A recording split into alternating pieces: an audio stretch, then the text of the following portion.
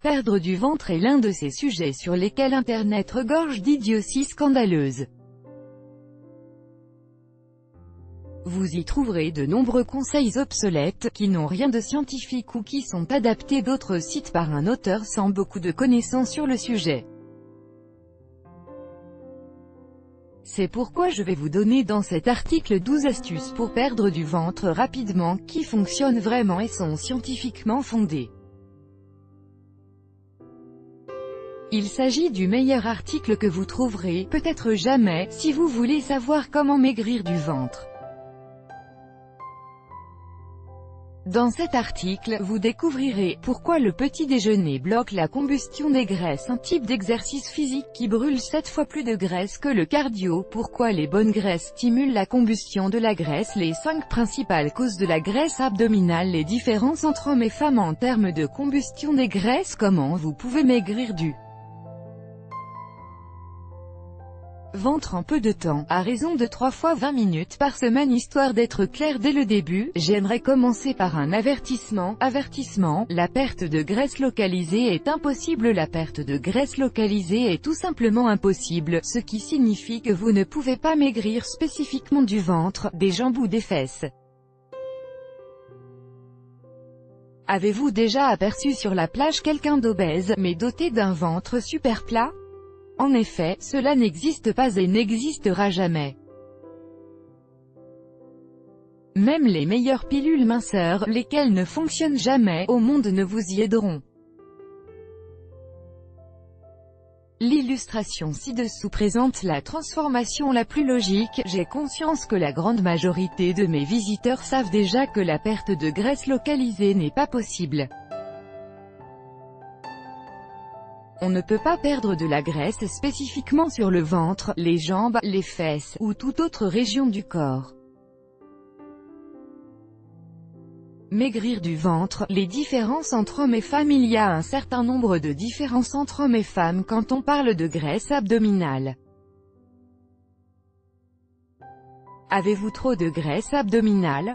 Pour déterminer si vous avez trop de graisse abdominale et s'il vous faut réellement maigrir du ventre, mesurez votre tour de taille. La règle suivante s'applique. Homme, vous avez trop de graisse abdominale si votre tour de taille atteint 94 cm ou plus. Femme, vous avez trop de graisse abdominale si votre tour de taille atteint 80 cm ou plus. Où la graisse est-elle stockée? Quand un homme stocke de la graisse, c'est surtout sur l'abdomen, tandis que les femmes stockent la graisse principalement au niveau du ventre, des hanches et des cuisses. Pour qui est-il plus facile de perdre du ventre? Pour les femmes, perdre du ventre est plus difficile parce que le corps féminin stocke plus de graisse à des fins de fertilité.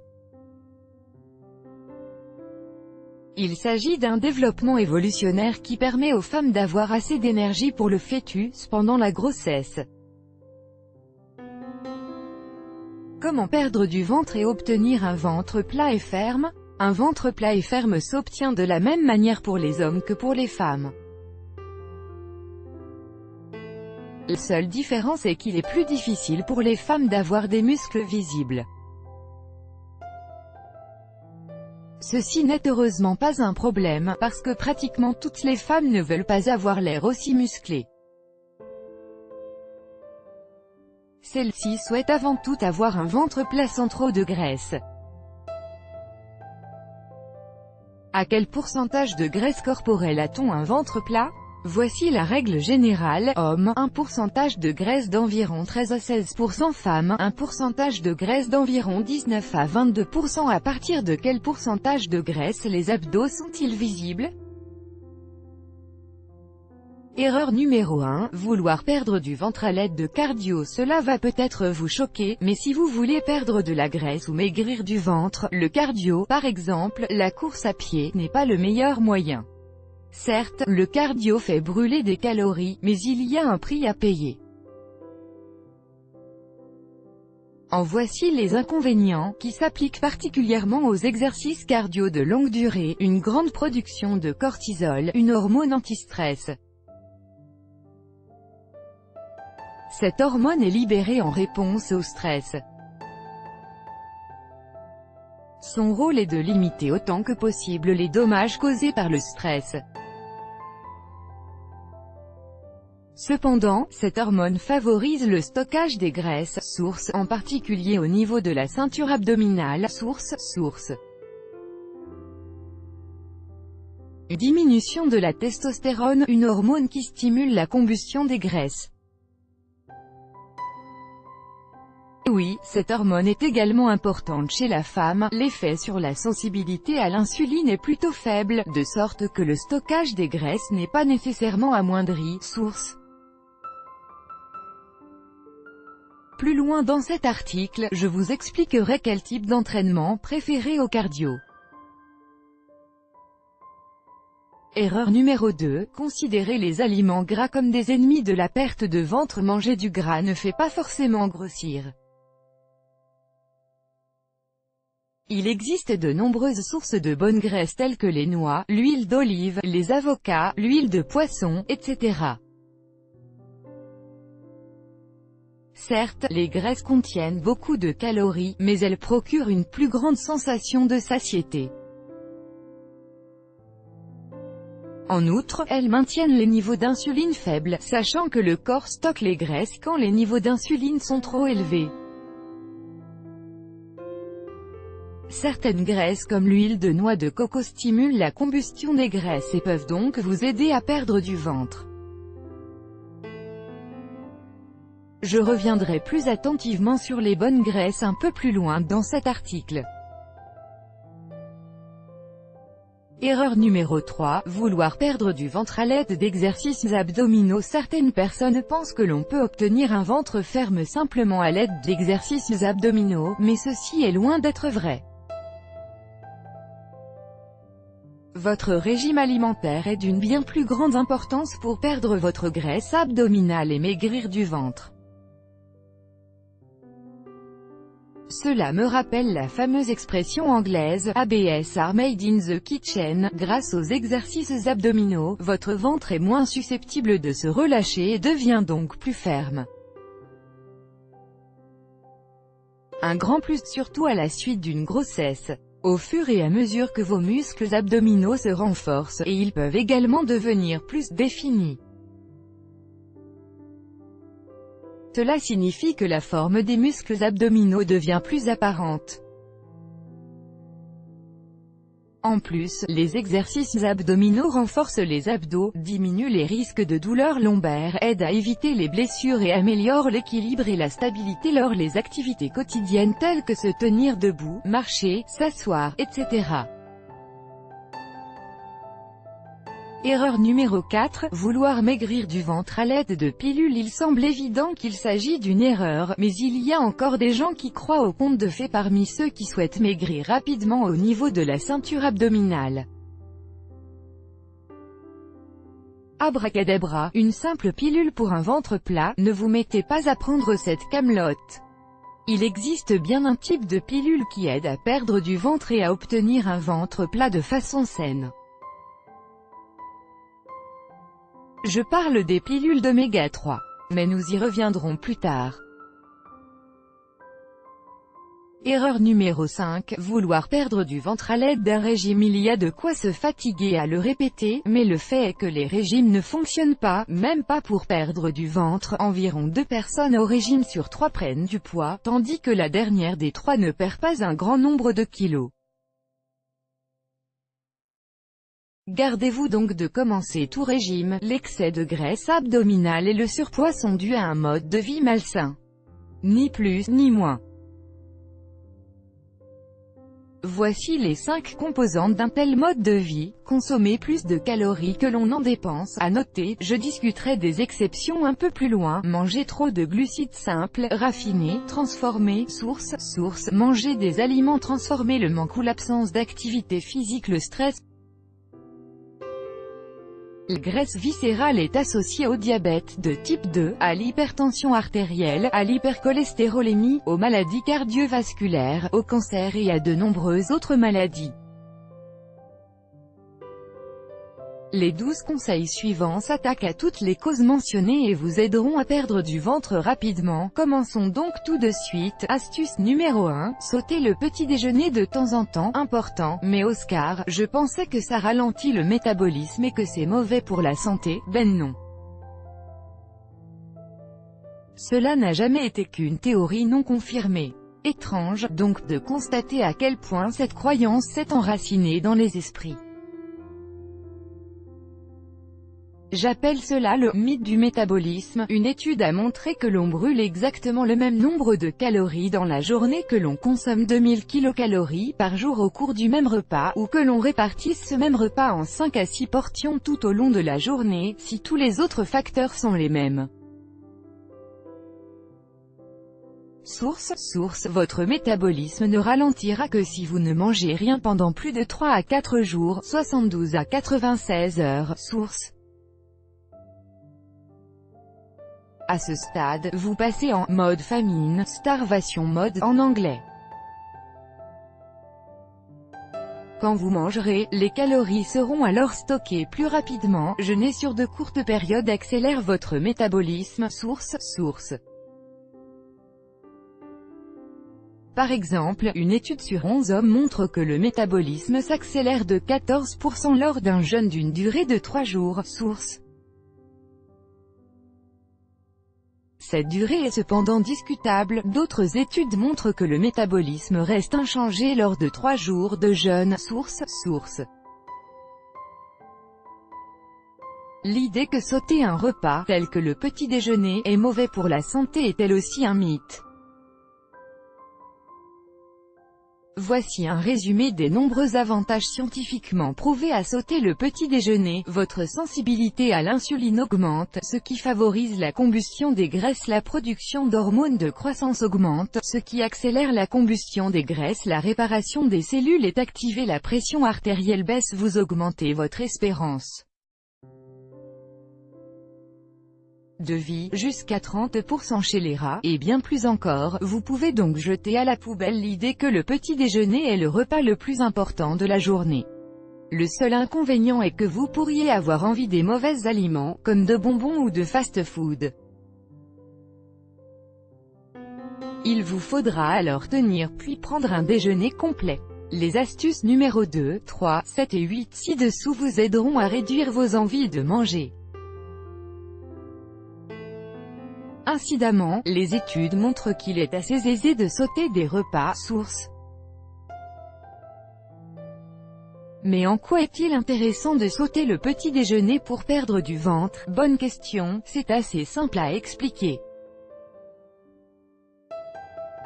Votre corps utilise deux sources d'énergie, à savoir, le glucose, que vous obtenez à partir des glucides, les lipides. Votre corps peut se trouver dans l'un des deux modes suivants. Mode 1, combustion des sucres. Mode 2, combustion des graisses, ce que l'on appelle également cétose. En mode 1, le corps utilise le glucose comme source d'énergie.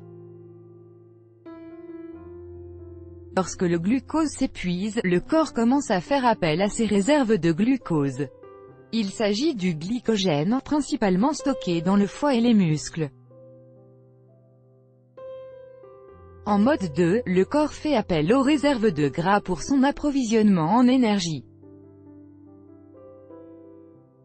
Attention! Pour passer au mode 2, vous ne devez pas manger pendant une durée de 6 à 8 heures. Quand vous vous réveillez le matin, après, espérons-le, environ 8 heures de sommeil, votre corps est donc en mode combustion de graisse. Et que font la plupart des gens? Ils prennent le petit déjeuner. Vous aurez compris que le corps passe alors immédiatement en mode 1, à savoir en mode combustion de sucre. Ce qui veut malheureusement dire que vous ne brûlez pas de graisse. La meilleure chose à faire est donc de sauter le petit déjeuner de temps en temps, 1 à 3 fois par semaine, de sorte à poursuivre la combustion des graisses. Quand en revanche vous prenez le petit déjeuner, je vous recommande de suivre l'astuce numéro 2. Mais Oscar, je n'aurai pas d'énergie et j'aurai la tête qui tourne. Pas d'énergie? Cela n'a pas de sens, vous utilisez alors les lipides comme source d'énergie, ce qui vous permet d'obtenir plus de 2 fois plus d'énergie qu'avec les sucres. En effet, 1 gramme de glucides équivaut à 4 kilocalories tandis que 1 gramme de lipides équivaut à 9 kilocalories. Il est vrai cependant que vous pourriez avoir la tête qui tourne. Cela s'explique par le fait que votre corps a toujours été habitué à la combustion de sucre et qu'il doit à présent changer de mode. Puisque vous forcez votre corps à brûler les graisses, votre corps doit s'adapter. L'état que vous atteignez quand votre corps se met à brûler les graisses s'appelle la cétose. Vous vous sentirez parfois sans énergie ou étourdi lors de la première semaine, voire des 2 premières semaines, mais plus après. Pour maximiser la combustion de graisse, faites du sport avant d'aller déjeuner. Je vous conseille de déjeuner aux alentours de midi. Il est donc conseillé de procéder comme suit 1 à 3 fois par semaine, sauter le petit déjeuner, faire du sport vers 11 heures. Il peut également s'agir de quelques exercices simples à la maison. Après le sport, prendre un déjeuner complet vers midi afin de brûler de la graisse et perdre du ventre pendant votre sommeil. Il s'agit de réduire la période pendant laquelle vous êtes autorisé à manger à une durée de 8 heures, ce qui est la forme la plus répandue de jeûne intermittent. Vous pourriez trouver cette pratique difficile à combiner avec vos heures de travail et vos heures de repas. Il vous faudra alors réfléchir à comment rendre la chose pratique pour vous. Résumé astuce numéro 1 sur 1 à 3 fois par semaine, sautez le petit déjeuner et mangez vers midi. Astuce numéro 2, prenez un petit déjeuner riche en protéines. Sauter le petit déjeuner tous les jours serait un peu exagéré. Il est parfois conseillé de surprendre votre corps pour le défier, car tout défi rend plus fort. Il y a 3 raisons pour lesquelles éviter les glucides dans la matinée. Cela permet au corps de rester en mode combustion de graisse. Les glucides ont un taux d'absorption élevé. Les glucides entraînent une forte production d'insuline. Je parle ici des glucides transformés comme le pain. Cela ne veut pas dire que vous devez dire adieu au pain. À ces sujets, jetez également un œil à l'astuce numéro 8. La raison de manger des protéines le matin est que, comme le montrent différentes études, elles procurent une grande sensation de satiété. En voici les conséquences. On pense à manger 60% moins souvent. Source, l'envie de manger un encas le soir diminue de 50%. Source, on mange plus de 400 calories de moins par jour. Source, voilà donc un excellent moyen de perdre plus de ventre. Au passage, l'idée que les œufs sont mauvais pour votre taux de cholestérol ou augmentent le risque de maladies cardiovasculaires est un mythe. Source. Cet argument est à présent obsolète. Résumé astuce numéro 2, commencez la journée en mangeant des protéines comme un œuf sur le plat ou à la coque, de la viande, du thon ou de la volaille. Astuce numéro 3, mangez plus de bonnes graisse. Cela semble contradictoire pour certaines personnes, mais vous perdrez plus de graisse corporelle si vous mangez suffisamment de bonnes graisses et réduisez les glucides, au lieu de manger le moins de graisse possible. Il ne s'agit pas d'abandonner complètement les glucides. Votre cerveau a toujours besoin d'un peu de glucose et la récupération musculaire nécessite elle aussi du glucose. Les meilleures sources de glucides sont les légumes, les fruits et les flocons d'avoine pour remplacer le pain, les pâtes, les pommes de terre ou le riz.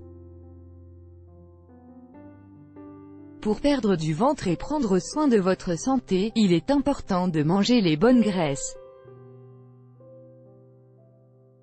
Il s'agit notamment des graisses qui contiennent des acides gras oméga 3.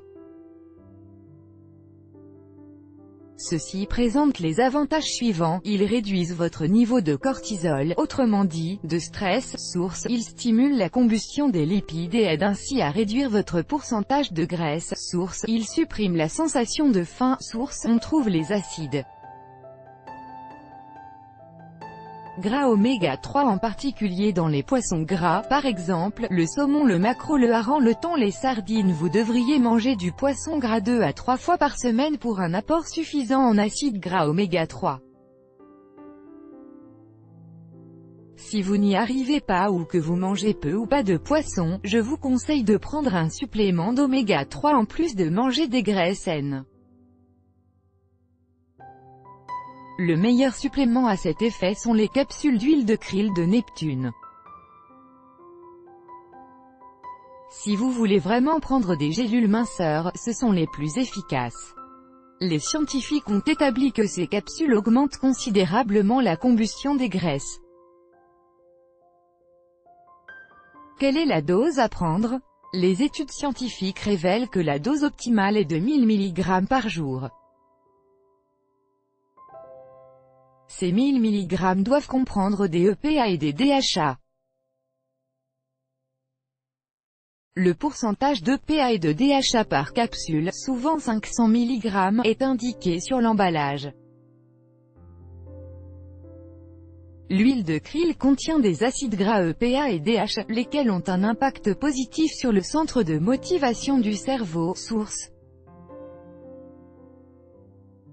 un grand plus si vous voulez également faire du sport.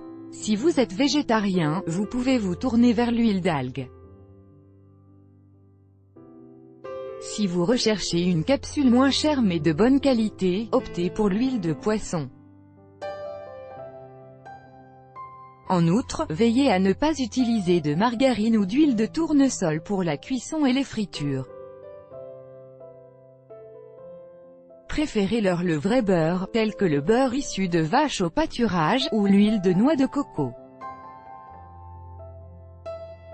L'huile de coco présente de nombreux avantages comme celui d'augmenter votre métabolisme et de promouvoir la combustion des graisses. L'idée que les graisses saturées comme l'huile de coco seraient nocives n'est qu'un mythe. Derrière ce genre de conseils, on trouve souvent les intérêts de l'industrie alimentaire qui veut continuer à tirer profit de la vente de margarine. Résumé. Astuce numéro 3, mangez plus d'acides gras oméga 3 sous forme d'huile de poisson pour perdre du ventre plus vite. Astuce numéro 4, mettez-vous au fractionné. J'ai déjà souligné que les séances d'entraînement cardio ne vous aideront pas beaucoup à perdre du ventre. Il existe une façon de s'entraîner qui permet de brûler jusqu'à 7 fois plus de graisse, l'entraînement fractionné. Il s'agit d'une méthode d'entraînement sportif qui comprend une phase d'activité à haute intensité, suivie d'une phase de récupération. Cet effet a été révélé par une étude, source, comparant deux groupes sur une période de 12 semaines, un groupe soumis à l'entraînement fractionné et l'autre au cardio.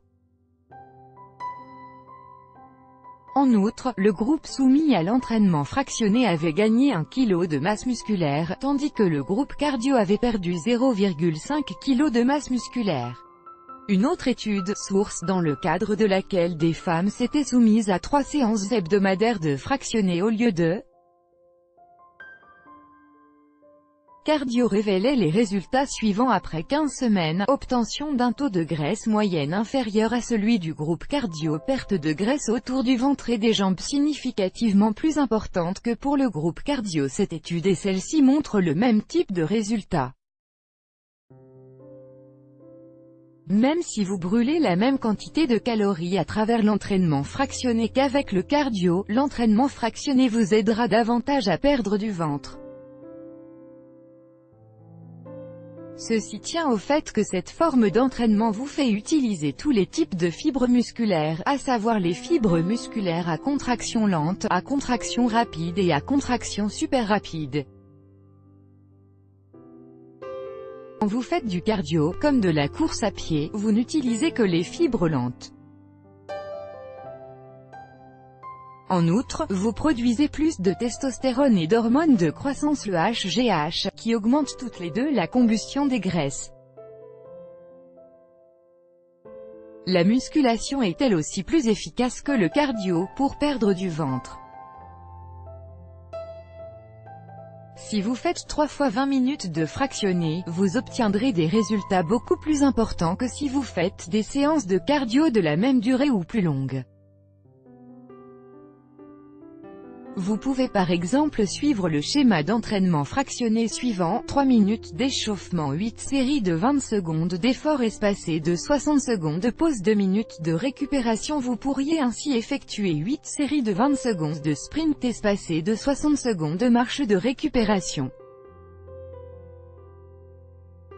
Sprinter est hors de question pour vous, ou vous êtes d'un âge plus avancé. Dans ce cas, remplacez les sprints par 8 séries de 20 secondes de marche rapide espacée de 60 secondes de pause. Ceci est beaucoup plus efficace que de marcher en continu au même rythme. Si vous voulez un beau ventre ferme, les exercices abdominaux seront bien sûr très utiles eux aussi. Resume astuce. Astuce numéro 5, évitez le stress. Prolonger le stress vous conduit à produire plus de cortisol, une hormone anti-stress. Cette hormone favorise en particulier le stockage de graisse autour de l'abdomen, source, et stimule l'appétit, source. Doublement agaçant, lorsque votre niveau de cortisol augmente, votre glycémie augmente, source, et votre métabolisme ralentit. Ce qui a pour effet de bloquer la combustion des graisses. Il faut souligner que le stress aigu n'est pas forcément une mauvaise chose, au contraire. Par exemple, une courte douche froide est très bénéfique, même si le corps l'éprouve comme une situation stressante. Ce qui n'est pas bon, ce sont les longues périodes de stress, que l'on connaît également sous le nom de stress chronique. Assurez-vous de pratiquer les activités suivantes de façon régulière: regarder la télévision ou un film calme ou comique, avoir des relations sexuelles. Les exercices de méditation peuvent réduire votre niveau de cortisol de 20%, source, faire du yoga ou des exercices de respiration, prendre de l'eau. Astuce numéro 6, rechercher le froid. Il y a de nombreux avantages à rechercher le froid. Cette astuce n'est malheureusement pas très populaire, comme j'ai pu le constater souvent. Léger sourire, mais l'idée combine deux pratiques: s'exposer brièvement à un froid intense, rester au froid plus longtemps, en prenant un bain d'eau froide. Par exemple, la première peut s'effectuer à l'aide de courts jets de douche froid, par exemple.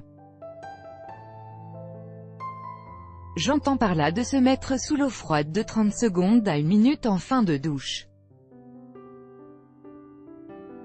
Le robinet d'eau chaude doit être complètement fermé, cela active la production de testostérone, ce qui stimule la combustion des graisses. Vous forcez par la même occasion votre corps à produire beaucoup de chaleur, ce qui vous conduit à brûler des calories et vous aide à perdre du ventre. Mais pour vraiment brûler beaucoup de calories supplémentaires, l'idéal est de nager dans l'eau froide. On brûle 250 kcal supplémentaires pour 3 heures de baignade en eau froide, du simple fait que le corps doit se réchauffer, source. Attention, n'exposez jamais votre corps au froid intense plus de 5 minutes. C'est plus de temps qu'il n'en faut pour récolter tous les bénéfices. Y rester plus longtemps peut en revanche conduire à l'hypothermie. Résumé astuce numéro 6, brûler des calories supplémentaires et stimuler la combustion de graisse par le froid. Astuce numéro 7, buvez un smoothie aux épinards. Les feuilles d'épinards sont riches en thylakoïdes, capables de réduire la faim hédonique de 94%, source. La faim hédonique correspond à l'envie d'aliments gras et sucrés. Les épinards vous aident donc à perdre du ventre plus facilement. Les épinards activent également la leptine, l'hormone de la satiété, et vous aident ainsi à garder le contrôle de votre appétit. C'est pourquoi il est conseillé de consommer un smoothie aux épinards tôt.